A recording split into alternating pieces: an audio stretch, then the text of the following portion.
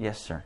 For people that have like severe depression and are on medication for this, or like psychological problems that are not like, they're not fully sane, and in the same time they're not fully insane, they're like having severe depressions, emotional problems, is fasting a must for them? Yes. See, this is a point that should be clarified. In the West, they would acquit a person for murdering someone else by saying that it's a partial insanity or something like this. And they would probably put him into psychiatric evaluation. And it's really neat. You know, you do something wrong, you rob a bank or something, and then plead with insanity or partial insanity. And then they bring a shrink to you, and he starts asking you questions. Says you answer him in different ways, and maybe do a few things to him, and they say, "Ooh, this guy's insane, man. He's not okay." And they acquit you, or at least they put you in a psychiatric hospital with decent food, decent TV, and man, you have it made, and for a year or two, and that's it. In Islam, it's a totally different ball game. It's either you're insane or you're in your sound mind.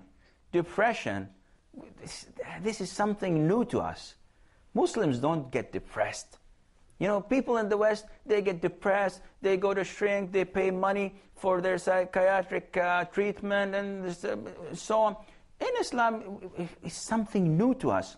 We don't have this stress. We don't have this tension. Alhamdulillah, it is said in the Quran, those who their hearts are filled with comfort by remembering Allah, by reading the Quran, by reciting the Quran. So the believers, their only remedy, their only cure is to call Allah Azza wa Jal, to be in prayer, to read the Quran, to remember Allah every now and then. This reveals them, this relieves them from depression, relieves them from the stress, from any of these diseases that now we hear of. So basically in Islam we don't have anything like depression, but it is there. See, if you're not a good Muslim, you're going to be depressed.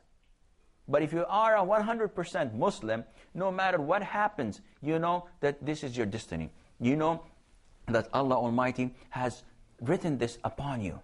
So you feel okay. Even if you lose your money, you would say, Alhamdulillah, Allah Azza wa Jal declared this, and He had written this 50,000 years before He created all the creations. So I'm on the safe side. I know that Allah has chosen this for my good self.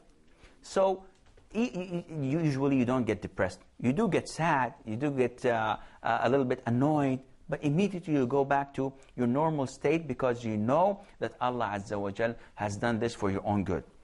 Nevertheless, if a Muslim is depressed and he takes Prozac or whatever, these depression medicine and so on, he's still sane. He's still in his sound mind. Okay, then he is ordered, he is instructed to fast. He must fast. Because if we open the door, everybody would say, listen, guys, I'm depressed today. I had a flat tire. I don't think I'm able to fast. And the other one would say, well, my boss shouted at me in front of my colleagues, and I don't think I'm depressed. And the wife is always depressed. And the kids are always down to earth because depressed. The father doesn't want to buy them a bike. The girl wants to go and wear makeup when she goes out, and her mother tells her, no, this is taboo, this is haram, it's forbidden, you're not allowed to do this. Everybody's depressed. No, this is a different story. They are in their sound minds, and they are questioned by Allah for all the actions they do, and for all the actions that they are supposed to do, and they do not do it. So this is not acceptable. This is not acceptable from them not to fast. They should fast as long as they are in their sound minds. Second question, please. Yes, sir. Bismillah ar-Rahman ar-Rahim. A man works very hard during the day. Must he fast? Yes, we went through this question before, and we said that It's not an excuse how hard your work is. You should work.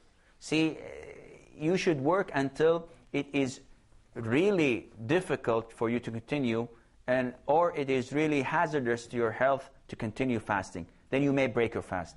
But hardship is different. See, someone is able to work 8 to 10 hours under the heat of the sun, plowing the earth or digging or doing construction work, and he has no problem.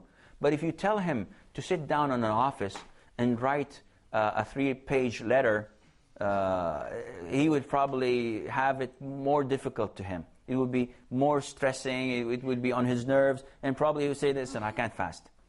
But if you tell him to work 8 hours, he has no problem doing it under the sun. So it differs. So therefore, Islam is for all. Islam is not for a particular group or for a particular race. It is for all people, for all times. That is why everyone is instructed to fast, regardless of the hardship they find in their work. But if they reach a stage where they will faint, or it's hazardous to their health, or something bad is going to happen, then they are excused. There's no sin. Alhamdulillah, they are not sinful. They may break their fast, and they should make up for that day they have skipped or missed. Any other question? Bismillahir Rahmanir Rahim. I need Your Excellency to explain the limit of illness or pain that cause someone to make up the fasting. We have talked about traveling or being on journey on a previous session, and we will go through that again, inshallah, next lesson, inshallah Almighty. Nevertheless, to answer your question, there is no limit to illness. See, you cannot define illness. Some of the Salaf, of our scholars, used to break their fast due to a wound in their finger. And this is really extreme. Others would not break their fast unless they faint. And also this is another extreme. Scholars say the limit for a person to break his fast due to illness is the illness that causes hardship. If you feel sick, if the illness increases your headache, if you have stomachache, or you have hardship or it's hazardous on your life, it's really dangerous. Doctors tell you that if you fast, this may increase the degree of illness or may prolong it, makes it longer, then you should break your fast. And it depends on what the people think that this is an illness. So if a person has a small wound, nobody would consider this as an illness. And if someone has a very light headache, that would not stop him from going to work, because he knows if he does not go to work, they will deduct money from his salary. So he goes to work because he can, and he cannot get a medical excuse. That is why he is not considered to be ill. But this is something between you and Allah. It's not. You don't have to go and get a medical report for that. If you think that you're ill and this affects your health, you may not fast, and Allah would hold you questionable for that. He knows that if you are really seriously ill or not, and we will come to this inshallah next time we talk about the ability. This is all the time we have for today's segment. I pray to Allah Azza wa Jal that He accepts the deeds that we have offered Him, and that He would increase our knowledge to be knowledgeable about our religion. And until we meet next time, fi amanillah, wassalamu alaikum wa rahmatullahi wa barakatuh.